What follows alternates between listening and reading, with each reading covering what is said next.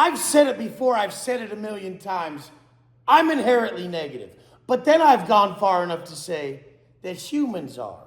And that's our natural state. We don't get to wake up with the most coveted thing on earth, inner peace, as our free fucking gift.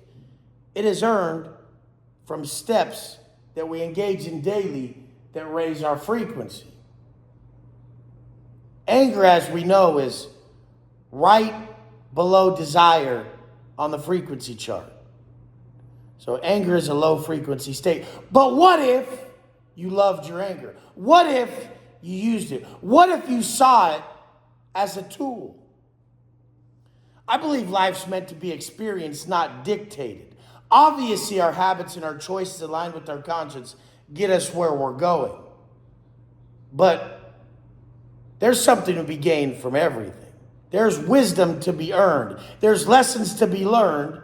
And anger is a very useful state, as long as you don't cross those bounds and you actually accumulate karmic debt from acting upon your anger. Anything experienced, there's a learning lesson to it. So my observation of anger is that it's meant to be felt. My observation of negativity is it's meant to be felt. The law of polarity alone will state that if one does not know a low, he cannot know a high. But the fact is that when you understand it, negativity cannot be erased, because you would erase positivity and unmake existence, basically. You would just be. There would be no highs, lows. There'd be so much less of life experience to be had. So anger has to exist for elation to be true. The man who experiences something supposedly negative at such a low will experience a greater high. You people ride in the fucking middle. You just ride in the middle your whole life, and you never really lean into things. You never really experience and grasp and take them to the furthest extent. The man who will actually understand his emotions and feelings and take them to a further extent will understand a high and feel it greater, as much as he'll feel and understand a low. So I've never heard someone say that negativity is a human's natural state. Most people would believe that our natural state is that of peace and consciousness. That is not true. We're actually unconsciously putting a lot of stress and a lot of negativity into our lives. Some of the people who would act the most peaceful and nice are torturing themselves the most and experiencing the most negativity. So our goal is to realize that during every contraction phase, an expansion is imminent. If anger is a contraction, then if you loved your anger, that's an expansion. You automatically can dictate the outcome if you learn to just accept all states, accept as is. That's why the motherfucking stoic in me just has a process.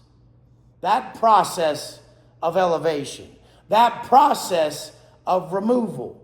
Since we're already very enlightened, conscious beings that operate from a lot of inner peace, yet we wake up with the world thrust upon us so that we can sift through these issues that are massively detrimental to most of the world. This is how we become the advocate, the teacher, the individual with the wisdom who can guide.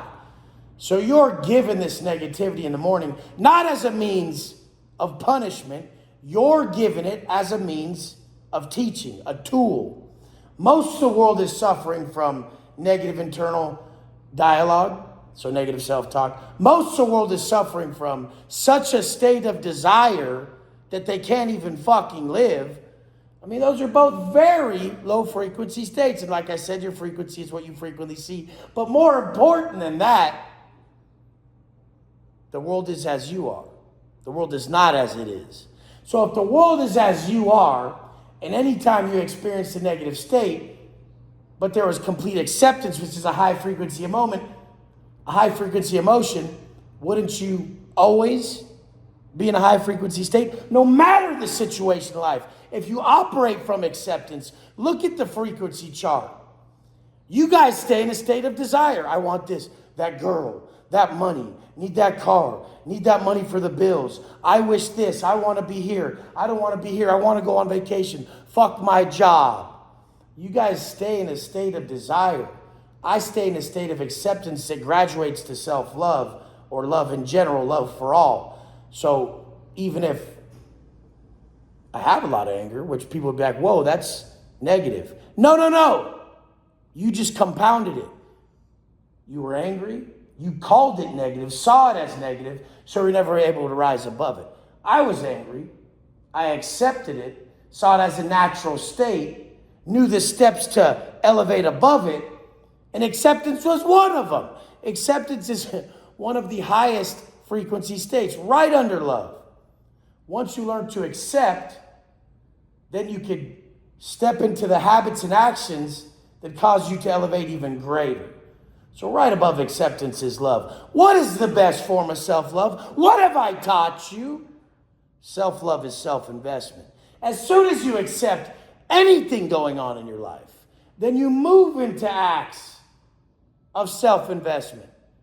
You'll graduate from whatever's going on currently to a state of self-love. And if you keep going to where you create the man, then give him to those around you, the world around you, then you'll elevate to a state of enlightenment where you're vibing so high, it's hard to even come down. I get to such highs from just doing right all day that I'm wound up. It's like, it's almost too much to bear. You're like, man, I need to calm down. But at this place, it seems like everything is drawn to you. When you're at that state of enlightenment, it seems like nothing can go wrong. Every deal's going through. If someone tries to argue with you and bring negativity to you, it's deflected right away. But then in the other state, when you're in a low frequency, any of the low frequency emotions, desire, anger, shame, guilt, the second you're hit with an argument from someone, you're defensive. It affects you. We need to look at life in terms of energy, frequency, and vibration, like Einstein and Tesla said, and you'll find all the secrets. Don't look at the situation. Look at the root. It's the fucking root. Love you guys less. Go!